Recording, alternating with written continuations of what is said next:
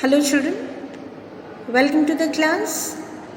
Children, we will continue with the 9th chapter, Madam Rides the Bus, from the book First Flight. In the previous video, we had seen that Bali's favorite pastime was to look at the bus that passed by a village every hour. She soon developed a strong desire to ride the bus.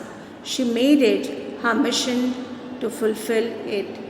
She collected small details about the bus journey. So let's read and find out if she is able to fulfill her desire. Well, one fine spring day, the afternoon bus was just on the point of leaving the village and turning into the main highway when a small voice was heard shouting, "Stop the bus, stop the bus." And a tiny hand was raised commandingly. "Hurry then, tell whoever it is to come quickly." "It's me," shouted Bali. "I'm the one who has to get on." "I simply have to go to town," said Bali, still standing outside the bus. "And here's my money." She showed him some coins. Okay, but first you must get on the bus," said the conductor, and stretched out a hand to help her up. "Never mind," she said. "I can get on by myself. You don't have to help me." So one fine spring day, Bali rode in the bus.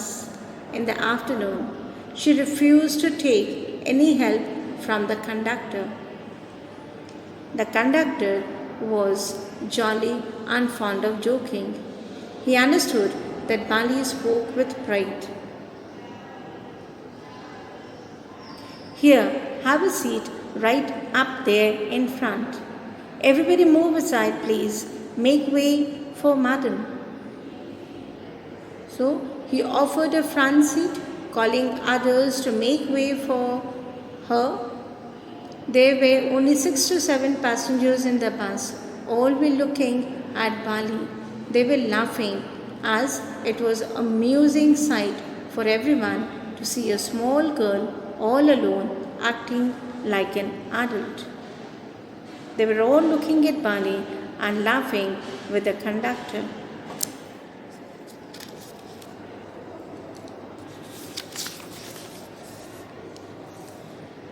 Bali studied everything inside and outside the bus.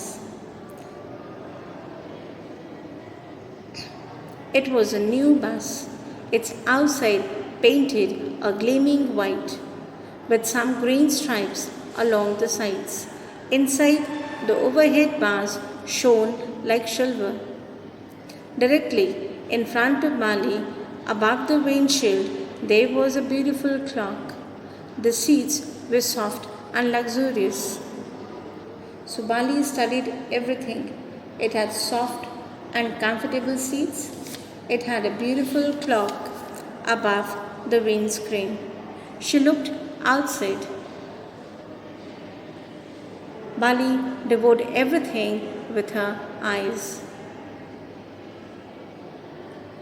The bus was going along the bank of a canal. The road was very narrow.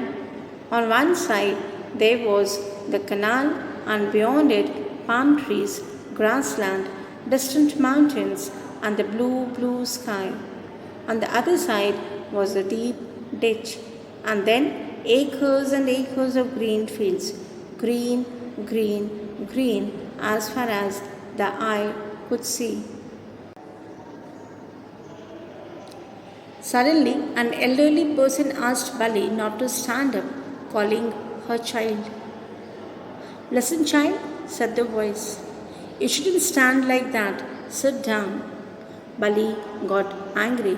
She was annoyed by his attention. "There's nobody here who's a child," she said haughtily. "I paid my 30 paise like everyone else."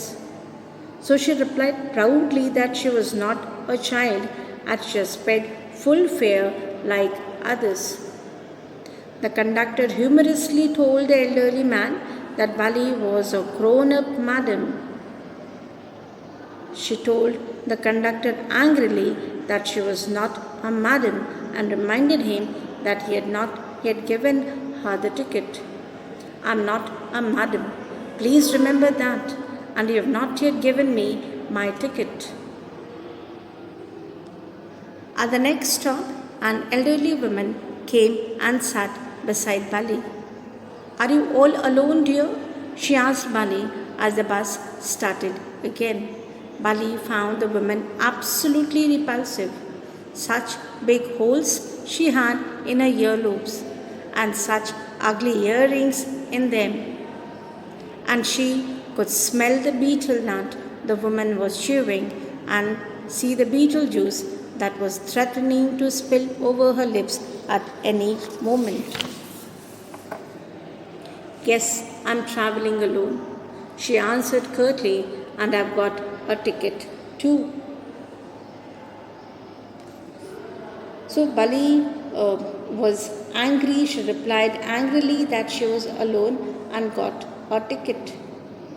The woman told Bali that it was not proper for such a young person to travel alone.